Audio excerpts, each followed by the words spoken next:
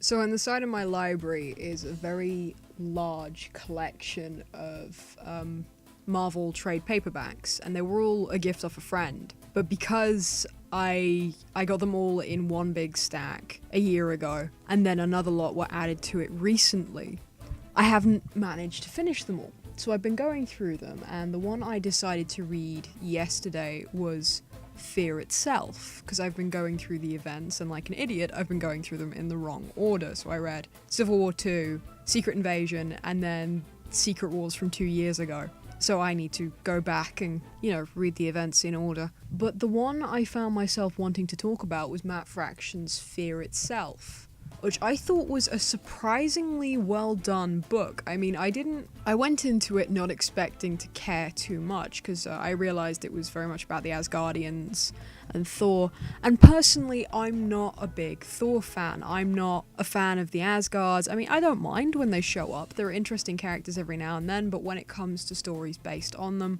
I'm not really that interested, except maybe the Jane Foster Thor stuff I've read some of recently, and I kind of like that. But still, it's not like high on my list of characters to keep up with. I may have to double back on that now, because I quite enjoyed Fear Itself. It was written by Matt Fraction, who did, he wrote a run of Hawkeye, which was quite critically acclaimed, with David Aja, or Aja, I'm not too sure how it's pronounced, I've heard two different ways. And he also wrote Sex Criminals, which is actually a really interesting set of books that's really easy to read. And that's the great thing I find about Matt Fraction. I find his work incredibly easy to read. I find with, for example, Civil War II took me a couple days to go through, mostly because I was busy, and every time I picked it up I didn't want to read too much, and I found myself getting pretty tired. And I'd put the book down, I'd pick it up the next day, and Secret Wars took me even longer to read, because there was so much information packed into some parts of that book that I had to keep putting it down and going, okay, what did I just read? How did that interact? Where did that come from? But beside the point, they were both... Civil War II I kind of need to read again to get an opinion on. Secret Wars was really good.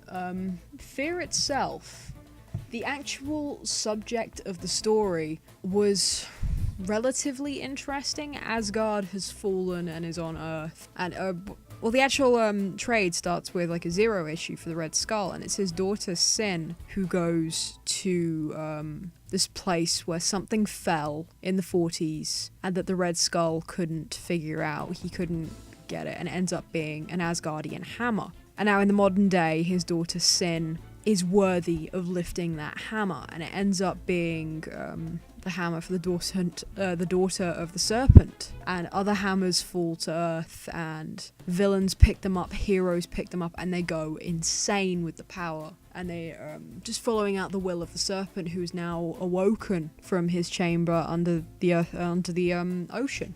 Who'd been imprisoned there by Odin, the Allfather. And it's kind of revealed through the book that Odin had overthrown his brother and had to lock him away. So the Avengers offer to build Asgard again on Earth so the Asgardians can live there. And Odin tells them, no, we have a world, we're going back to ours. And when they all travel back, and Thor tries to stay behind and work things out, but when the Serpent is awoken, then Odin starts acting rather crazy because he knows what's coming. He knows a war is going to break out, and he remakes Asgard into a war. He remakes Asgard into basically a training ground for war. War is coming, and he tells Thor that we need to sacrifice Midgard. There's no other way around it.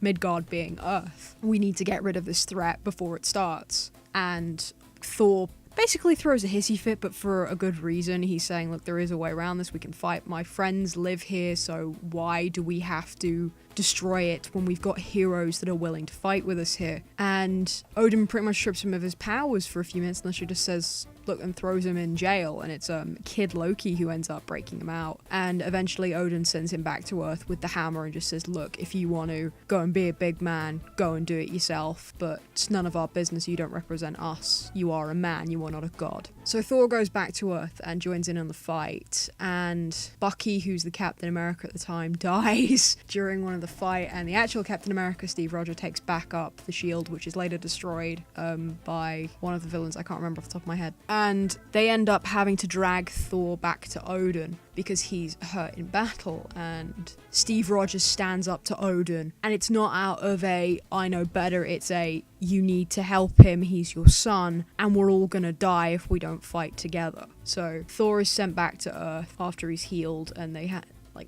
Thor and Odin have this really sweet conversation between the two of them. I wouldn't say sweet. It would be sweeter if we didn't know the world was about to end, but then again, it's the Marvel Universe. The world is about to end every few minutes. So they go and they have their conversation, and Odin explains to him, yes, I did overthrow my brother. Yes, he is abandoned under the earth, but he's the lesser of the two evils between us. Everything you think I am, he is. So Thor decides to go back and fight, and Tony Stark, he calls upon Odin and is screaming at him, and he even starts drinking again to try and get his attention. And Odin comes down, he says, why would you mere mortal call me? And Iron Man just goes, I don't need you, I need your workshop. And he goes off to Asgard and creates all these weapons for the Avengers out of Ura, which is the same metal. I think it's the same metal Mjolnir is made out of. And he's up there, and he even goes into his Iron Man suit, and Odin literally says, you know there's only one way I can bless that, right? And he says, I know. So Tony in the Iron Man suit and the weapons are all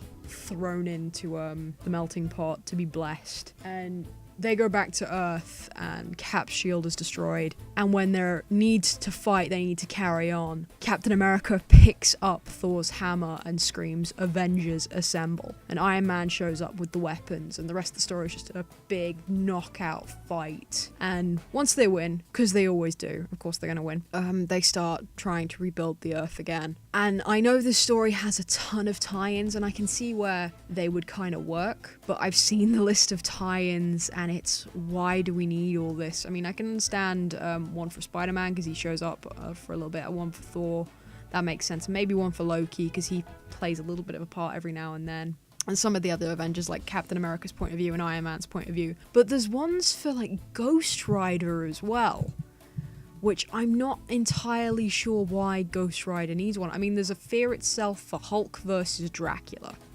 I can understand the Hulk because he's one of the characters who gets a hammer and goes insane. And there's one for the Fantastic Four, but they name it the Fearsome Four, and the Thing is another character who has it. But like the Uncanny X-Force got a book, and Youth in Revolt as well. Homefront I can kind of understand, and it is on my shelf, and I do need to go through it. But it was really Matt Fraction's writing that drew me in here.